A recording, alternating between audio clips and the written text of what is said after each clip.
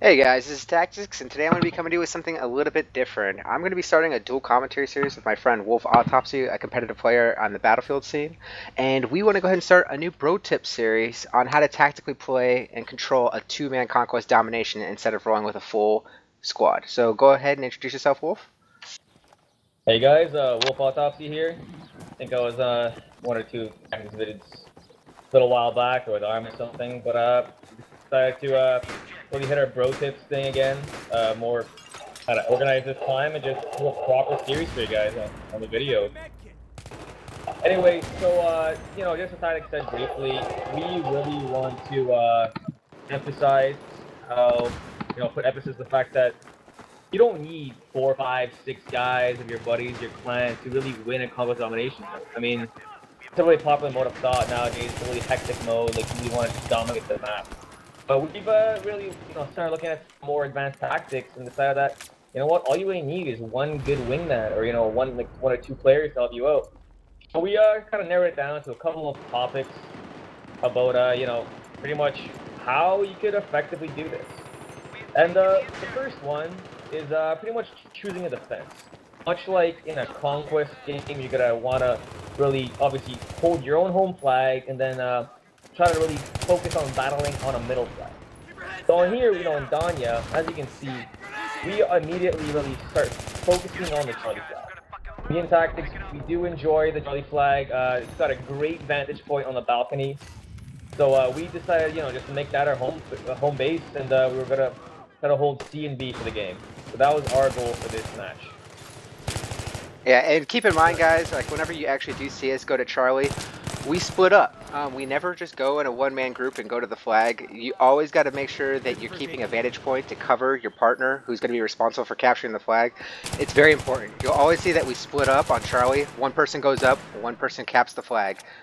We never do it really any other way, and Wolf will give you a reason on why we do this. Yeah, well, anyways, so, as everyone knows, or maybe if you don't, if you haven't played the Close Quarters DLC yet, but flag capping in this mode is insanely fast compared to regular Conquest. Regular Conquest, it's in your best interest to get your whole team on that flag burn to pretty much out-pressure the enemy team, get it faster. But in this, I mean, as you can see in this video, pretty much as soon as a flag goes neutral, it is instantly capped. And I mean, as soon as it goes white, it's red immediately.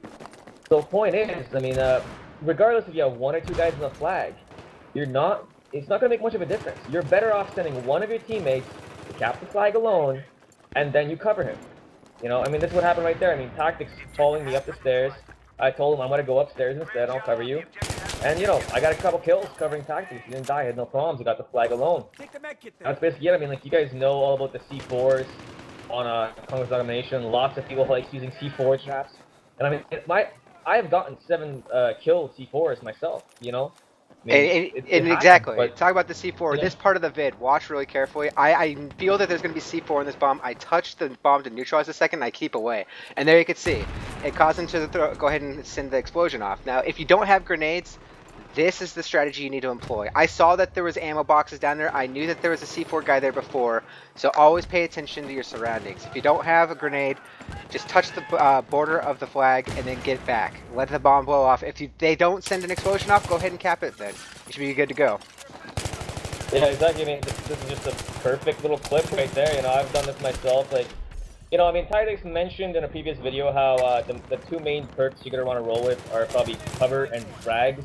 Given you're not going to have a long lifespan, you don't need that ammo. But since me and Tactics are playing really tight together, really tight in the flags, covering each other. I mean, again, right here, I'm downstairs, and Tactics is upstairs covering me.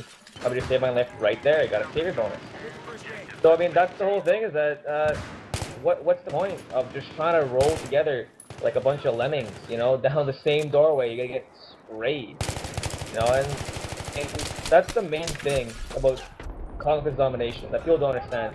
They play it like it's COD. Yeah, the maps are really COD-esque, but from a competitive mindset, I honestly think that the attack and defense dynamics are more important in this than they are in a regular Conquest game.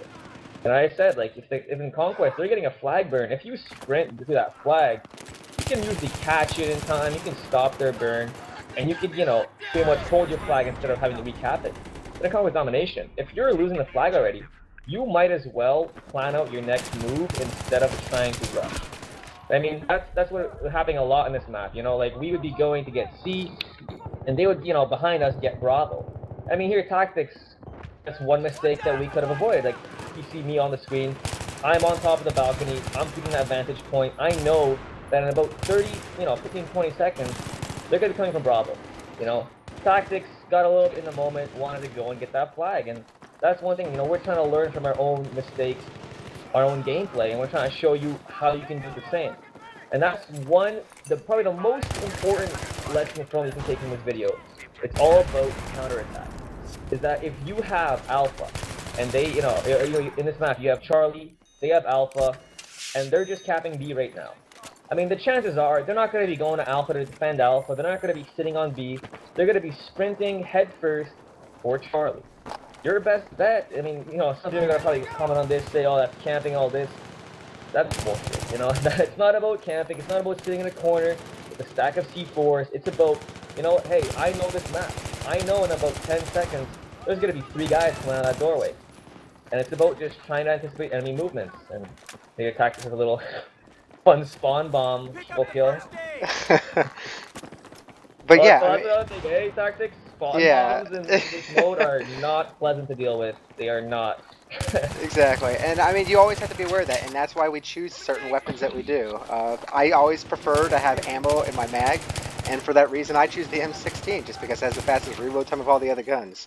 But it's always important to keep that communication in mind. Does it perk loadout like we talked about, where we chose ammo and cover being the most important, and also just the fact of what weapon choice and communication. Those are all so important when you're playing with a 2-man and you're trying to play tactically. Yeah, and I mean, right here, we're tactically playing the staircase. Another great example of pretty much how me and him are trying to maximize our effect on this enemy team. Is that instead of both of us going to cap Bravo, we're both sitting on the flag, we're both not being utilized. Pretty much tactics sits to defend C. I mean, like he gets killed here, pretty much the res train, the spawn bomb, unfortunate.